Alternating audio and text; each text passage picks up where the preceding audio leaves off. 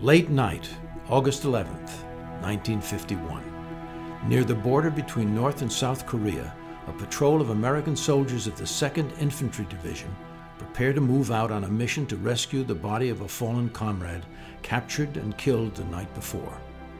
Assigned to lead the patrol was First Lieutenant Henry A. Schenk, a 29-year-old officer who had emigrated from Austria at the age of 6. Among the dozen men from the company who volunteered for the mission was a young soldier from New Jersey, James McEachin. We were assigned to go on a patrol to rescue one of our guys, and we walked into an ambush.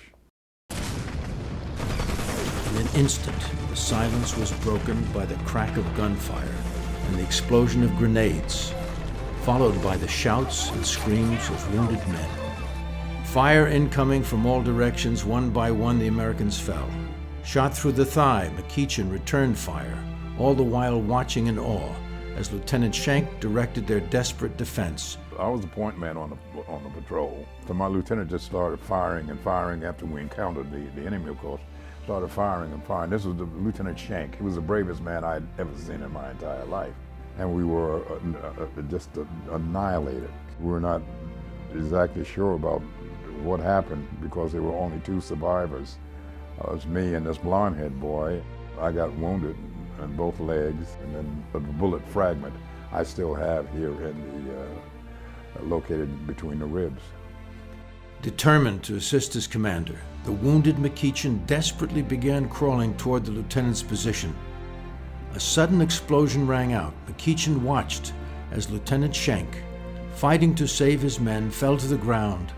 Seconds later, another blast hit near McEachin, and all went black. I woke up in a creek. How did I get in the creek? I just don't know. And then the first thing that happens when you have a stomach wound is to get thirsty. And so that's what I did. I started drinking this filthy, slimy, phosphorus-laden water. The severity of his injuries quickly became apparent. He could barely move, the taste of gunpowder filling his mouth as he clutched his wounded abdomen. And the guy, this blonde-haired guy, approached me from out of the darkness and said, he challenged me, "Who goes there?" And I said, "I'm an American soldier. Who are you?" And one thing led to another. He exposed himself and he came to look at me and said, "Wow, oh my God, you're wounded." And so he tried to lift me because he didn't know if the Chinese were coming back or not. And so he carried me away to safety, made a tourniquet out of his fatigues. And then we got a few feet away from, a few yards away from the creek. And then he started nursing, trying to cover up to stop the bleeding on the left leg, which I thought they were going to have to amputate this leg. Well, what it was just a long piece of shrapnel about that long. I saw it when I got to the hospital. The other leg had something like little pitted marks here. But the one in the stomach, that's where I kept getting the stomach ache from the wound. And the scar runs from here to right about there. But this guy was determined he was going to save my life. And by God, he did it.